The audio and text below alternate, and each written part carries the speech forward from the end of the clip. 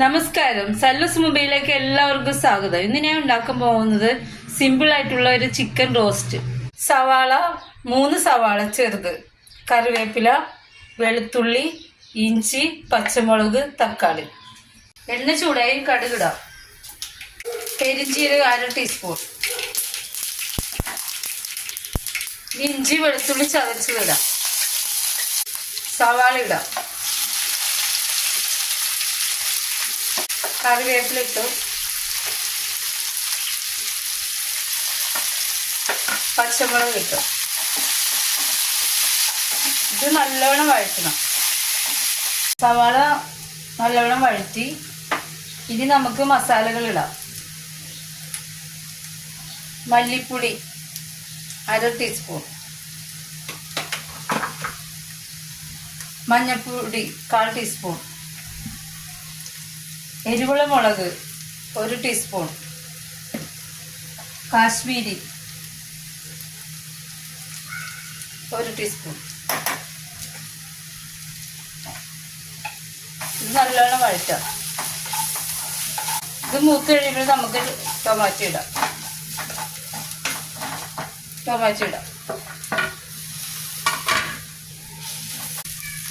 ഇതിൽ കുറച്ച് വെള്ളം ഒഴിച്ചിട്ട് നമുക്കിത് അടച്ചു വെച്ച് വേവിക്കാം. ഈ മസാല ഇത് നല്ലോണം വഴന്നു വരും.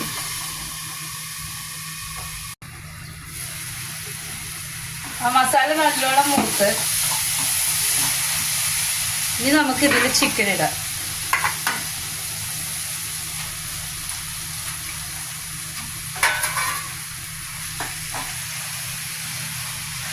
ഉപ്പിടാം.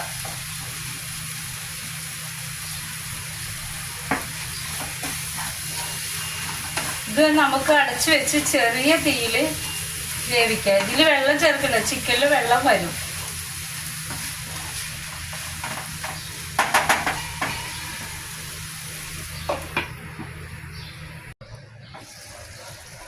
ചിക്കനിൽ വെള്ളമൊക്കെ വന്നു.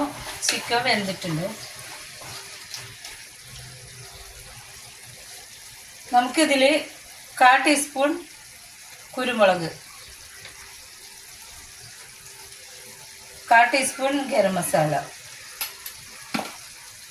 1/4 ടീസ്പൂൺ പെരിഞ്ജീരകം,